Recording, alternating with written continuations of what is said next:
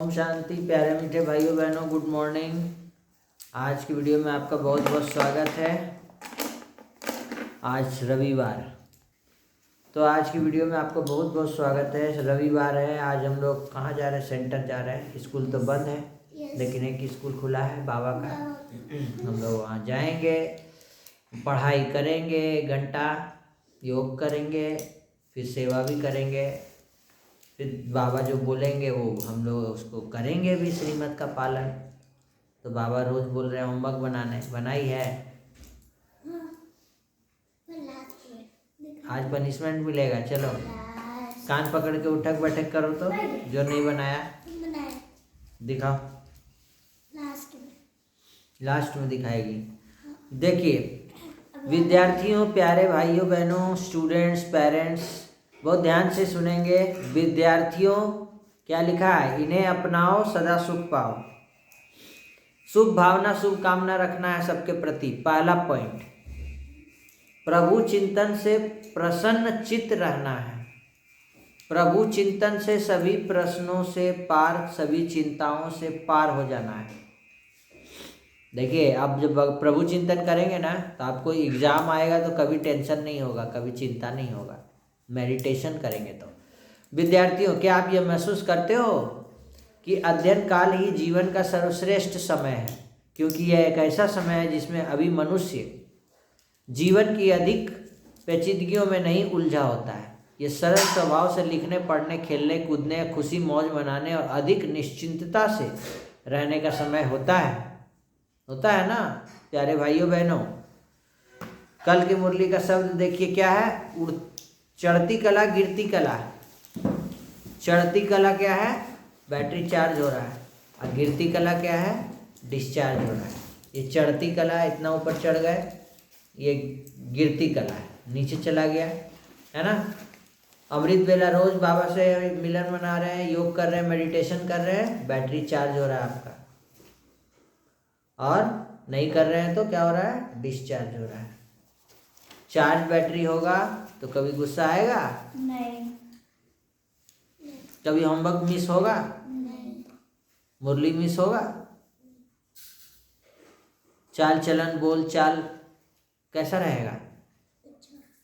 और discharge battery का कैसा रहेगा? नीचे चला जाएगा। बैटरी डिस्चार्ज है ना। तो ये है, कल की मुरली में बाबा ने क्या कहा था? दुख का दिन पूरा हुआ, अब दुनिया में, अब ऐसे दुनिया में जाना जहाँ कोई वस्तु नहीं जो अप्राप्त हो। अब बाबा से जो प्रतिज्ञा की है वो पूरा करना है, समझा? बहुत बहुत परहेज रखना पड़ता है। चार्ट अपना देखो, अपने में अवगुण तो नहीं है। लड़ाई झगड़ा तो एकदम मत करना, नहीं तो सतयुग का दरवाजा बंद हो जाएगा तुम्हारा घुसने से पहले, समझी? तो हमको एकदम लड़ाई झगड़ा मैं और मेरा नहीं करना है। मेरा कुछ नहीं है, मेरा तो सब बाबा का है। पढ़ाई में कभी अपसेंट नहीं करना, रोज। जैसे अभी पढ़ाई चल रहा है, समय से पहले बैठ जाना है यहाँ पे। कोई बोलेगा, अगर कोई कराने वाला नहीं भी है तो अपने से पढ़ाई पढ़ना है। ये मुरली रखा हुआ रहता है ना, यहाँ पे मुरली निकालो और ऐसे पढ़ो। जैसे दादी के हनुमान चालीसा पढ़ती है कि नहीं, वैसे ये मुरली रखा हुआ है वहाँ पे। नहीं भी कोई है पढ़ाने वाला तो उसको पढ़ो। दिन भर में जब जरूरत पड़े तब पढ़ो। मान लो कोई बोल दिया, नाराज हो गए, टेंशन में आ गए, मुरली पढ़ो, टेंशन मत लो, ठीक है। आज की कहानी से हम लोग शुरू करते हैं। ये कहानी है, आप लोग ध्यान से सुनेंगे सभी।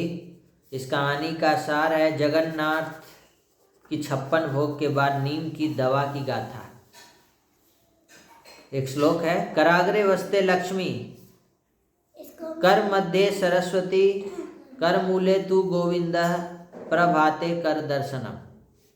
हम और हमारी संस्कृति। नीम।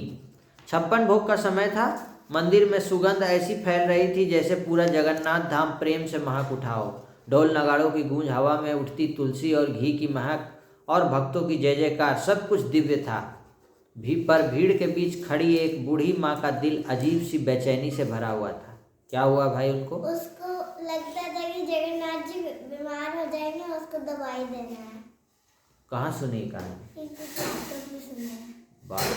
वो रोज मंदिर आती थी और भगवान जगन्नाथ को अपने बेटे की तरह देखती थी, और एक माँ का स्नेह, एक माँ की चिंता उसके मन में बार बार एक बात ही घूम रही थी कि मेरे लाल को रोज इतना 56 भोग खिलाया जाता है, कहीं उसका कोमल पेट खराब ना हो जाए। उस दिन शाम ढलते ही उसने अपने घर में बैठकर नीम की पत्तियां सुखाई, पीसी और बड़ी ममता से चूरन उसका बनाया, जैसे कोई माँ अपने बच्चे की दवा तैयार करती है। वो रात में मंदिर पहुंची ताकि भीड़ भाड़ ना हो और शांति हो और भगवान को दवा दे सके। लेकिन मंदिर के द्वार पर पहरा दे रहे द्वारपाल ने उसे रोका। रात में प्रवेश वर्जित है माताजी, उसने कठोर आवाज में कहा, और उससे पहले कि बूढ़ी माँ को कुछ समझाती, उसके हाथ से नीम का चूरन छीनकर जमीन पर फेंक दिया। मतलब इतना गाढ़ वहाँ का गुस्सा कर दिया। नीम का पाउडर हवा में उड़ा और बूढ़ी माँ की आंखों से आंसू बरस पड़े।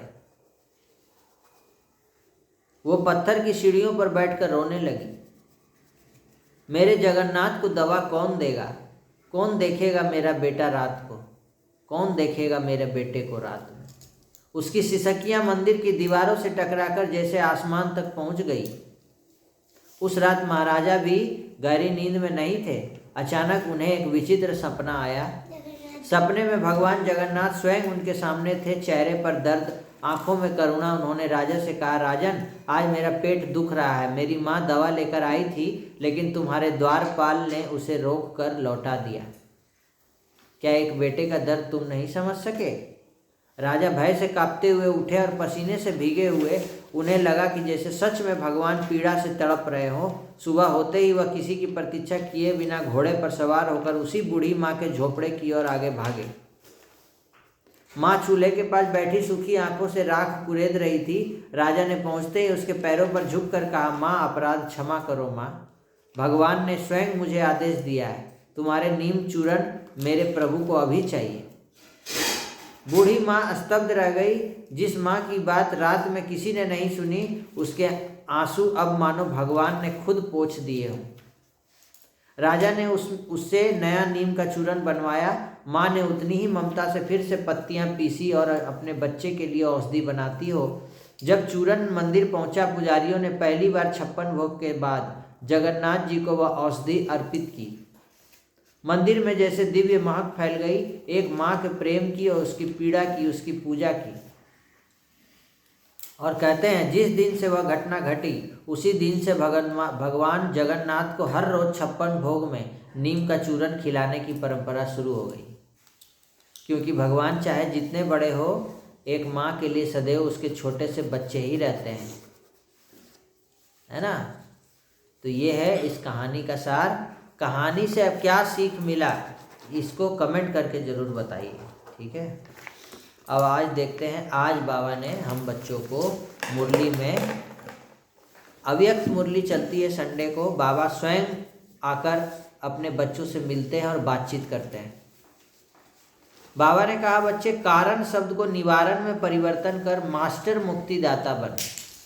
सबको बाप के संग का रंग लगाकर समान बनाने की होली मनाओ। कारण नहीं बताओ, निवारण बताओ। ये मत बोलो मम्मी ऐसे हो गया, वैसे हो गया, अब क्या होगा, कैसे होगा, कौन देगा, कहाँ से आए, नहीं, निवारण बताओ, मतलब सॉल्यूशन दो, समाधान दो, क्यों, क्या, कैसे। और बाबा ने एक भी ये भी कहा है, तो ये भी नहीं कहो। कैसे जाएं सेंटर, टाइम नहीं है, नहीं, निवारण दो। कैसे नहीं, क्या बोलो, ऐसे। क्या बोलो, कैसे नहीं, ऐसे होगा। कोई बात नहीं, 5 बजे उठ जाएंगे, 6:30 बजे से योग है तो 5 बजे उठ जाएंगे और तैयार होकर सेंटर पहुंच जाएंगे। 6:30 बजे से पक्का योग करेंगे। निवारण दो। ये नहीं बोलो नहीं पहुंच पाएंगे, बहुत ठंडा है, नहीं पहुंच पाएंगे, लेट हो गया। और जानबूझ के लेट किया कौन? माया करवाई, सोते रह गई, माया ने सुला दिया कुंभकर्ण की नींद में, तो क्या हो गया, लेट हो गए। कारण बता रहे हैं। कि नहीं ठंडा ज़्यादा था तो पानी नहीं था तो लाइट नहीं था तो कैसे नहाते, बहुत सारा बहाना आ गया। बाबा कह रहे बहाना साइटिस नहीं, ये भी एक बीमारी है बहाना देना। तो आज के बाद ये संकल्प करो कि कभी बहाना नहीं करेंगे, समाधान करेंगे, निवारण करेंगे, लेकिन कभी भी बाबा को बहाना नहीं करेंगे। हमेशा ये नहीं बोलो तो ये मत बोलो कि ऐसे हो गया वैसे हो गया, नहीं ऐसे बोलो कि नहीं आगे से ध्यान रखेंगे, आगे से कल से सेंटर जरूर जाएंगे, कल से डेली सेंटर जाएंगे, टाइमली जाएंगे, कल से मुरली मिस नहीं करेंगे, रोज़ पॉजिटिव थिंकिंग क्लास करेंगे, रोज़ बैटरी चार्ज करेंगे, रोज़ मेडिटेशन करेंगे। तो ये है आज की मुरली का सार। या बाबा ने बता दिया कि कारण शब्द को क्या करो, निवारण में परिवर्तन कर दो। और भी ऐसे शब्द बहुत सारे आते हैं, तो ऐसे वैसे, कौन देगा, कहाँ से आएगा, कैसे हो, ये सब भूल जाओ। हर एक ब्राह्मण बच्चे को अब सर्व खजानों से संपन्न बनना है। जो जितना निमित्त और निर्माण बनता है उतना ही खजाने जमा होते हैं। हमेशा निमित्त बन करके, निर्माण बन के सेवा करो। नाम मान शान नहीं चाहिए, सेवा तो करो लेकिन निष्काम भाव से करना है। चेहरे पर जितना रूहानी फकुर होगा उतना ही वह बेफिक्र बादशाह भी होंगे। विशेष 3 प्रकार के खाते जमा करने की बात बाबा ने कही है, सुन लीजिए। पहला पुरुषार्थ प्रमाण खजाने जमा करना, दूसरा दुआओं का खाता जमा करना, और तीसरा है पुण्य का खाता। पहला है पुरुषार्थ जितना करेंगे जमा होता है दुआ खजाना, और दूसरा पुण्य कर्म करने हैं, पुण्य का खाता। तीसरा दुआओं का खाता, सबको क्या देना है, दुआ देना। बाबा सबका कल्याण हो, बोलो सबका भला हो, सब शांत रहें, सुखी रहें, निरोगी रहें, नशा मुक्त रहें। ये है दुआ देना। सबको दुआ दी। जो आपको बद्दुआ भी दे रहा है ना, उसको भी आप अगर दुआ देने लगेंगे ना, तो उसका भी बद्दुआ एक दिन दुआ में परिवर्तन हो जाएगा, वो भी परिवर्तन हो जाएगा। क्योंकि आपके मन के वाइब्रेशन ही सबसे पहले उस आत्मा तक पहुंचते हैं। बोलना तो बाद में होता है, मन में क्या सोच रहे हैं पहले वो पहुंचेगा। वैसे तो बाप दादा हर एक बच्चे का परिवर्तन कराना चाहते हैं, परंतु बार बार एक ही शब्द तीव्र पुरुषार्थ से अलबेला पुरुषार्थी बना देता है। वो शब्द क्या है, कारण। तीव्र पुरुषार्थ करने नहीं देता है ये कारण। ऐसे हो गया बाबा, वैसे हो गया बाबा, नहीं सेवा में जा पाएंगे बाबा, ये कारण वो कारण गिनाते रहते हैं। तो आज से इस कारण शब्द को क्या करो, परिवर्तन करके निवारण शब्द में परिवर्तन कर दो। इसके लिए सदा अपने मन बुद्धि को क्या करना होगा, कारण शब्द को निवारण में कैसे परिवर्तन किया जाता है, तो सदा अपनी मन बुद्धि को सोमानों का मनन चिंतन करते रहो। सोमान बाबा बहुत सारा दिए हैं। सभी खाते जमा करने का ये संगम युग है। अभी सारे कल्प का खाता जमा कर सकते हो, फिर ये बैंक बंद हो जाएगी। तो सभी खजानों को जमा करने की सहज विधि क्या है, 3 बिंदी लगाओ। 3 बिंदी का चाबी बाबा दिए हैं, खजाना जमा होगा। ठीक है, पुण्य का खाता जमा करना है। बाबा ने वरदान भी दिया, ऑलमाइटी सत्ता के आधार पर आत्माओं को मालामाल बनाने वाले पुण्य आत्मा भव। सभी आत्माओं को खुद भी मालामाल बनो, अमृत वेला करो, मुरली क्लास करो, योग करो, नुआसाम करो, ट्रैफिक कंट्रोल करो, भोजन पे याद करो, बाबा को याद करके मालामाल बन जाओ, और दूसरों को भी मालामाल बना दो। जब आप संपूर्णता की बधाइयाँ मनाएंगे तब समय और प्रकृति माया विदाई ले लेगी। यह है स्लोगन, संपूर्ण बनो, है ना। तब ये सब माया क्या होगा, विदाई ले लेगी। बधाई मनाएंगे तो विदाई हो जाएगा माया का। और जब मन बुद्धि कर्म बहुत बिजी हो तो उसी समय प्रैक्टिस करो फुल स्टॉप, क्योंकि अंत मति सो गति, यही अंत समय में आपको पास विद ऑनर बनाएगा। जितना भी हलचल है फुल स्टॉप, जितना भी हलचल है फुल स्टॉप करो। ठीक है, आज का होमवर्क नोट कर लीजिए सभी। मैं आत्माओं को माला माल बनाने वाली पुण्य आत्माओं। 1 पेज होमवर्क बनाएंगे, कॉपी में लिखेंगे। आपका कोई प्रश्न है तो उसको ज़रूर पूछिए। बच्चों को पॉजिटिव थिंकिंग क्लास कराइए रोज़, मॉर्निंग वॉक, अपना हो सके तो फोटो वीडियो शेयर कीजिए। खजानों की लिस्ट बनाएंगे, आज होमवर्क है। सेवा के प्रकारों की लिस्ट बनाएंगे, होमवर्क है। और 2 शब्द पे मनन चिंतन करेंगे। कारण निवारण, वो कौन कौन सी चीज़ है जिसमें हम कारण देते हैं बाबा को, उसका लिस्ट बनाइए। उसका निवारण क्या है, उसका लिस्ट बनाइए। ये सब मनन चिंतन करेंगे। ये होमवर्क बनाइए, अभी बनाइए, किया है। अभी नहीं बनाना, घर में बना के रखना है। की पूंजी जब पद्मा पदम पति, उड़ती कला गिरती कला। माया की बात, बाबा की बात, फूल कांटा सुलटा उल्टा। गोड, इधर गोड लिख दी है उड़ती कला में, और गिरती कला में लिख दी है लाबुबू। लाबुबू क्या होता है? माया की जगह लाबुबू लिख दिए। ये नया शब्द है, वायरल हो रहा है बहुत। ये लाबुबू है, ये बच्चों में बहुत वायरल हो रहा है। ये माया है, भूतिया है। तो ये भूतिया है, भूत पकड़ लेता है, माया लाबुबू है। चलिए आज की वीडियो में इतना ही। कल से मिलते हैं फिर से वीडियो में। आप लोग सभी अपने अपने सेंटर पर आज जाएंगे, संडे है। ब्रह्मा कुमारी सेंटर पर जाएं, आसपास आपको सेंटर मिल जाएगा। और सेंटर पर सेवाएं चल रही है नए साल पर, सब कोई सेवा में भागीदारी भी बने, सहयोग करें। चला जाए सेंटर, 1 मिनट बाबा की याद में। हम लोग कुछ भी अगर कारण है तो उसको निवारण में बदल दें। कैसे बदलेंगे? सम्मान लें, मैं विजयी आत्मा हूँ। 3 बिंदी का फुल स्टॉप लगा दीजिए। मैं मास्टर सर्वशक्तिमान आत्मा हूँ। माया जीत, प्रकृति जीत। ओम शांति।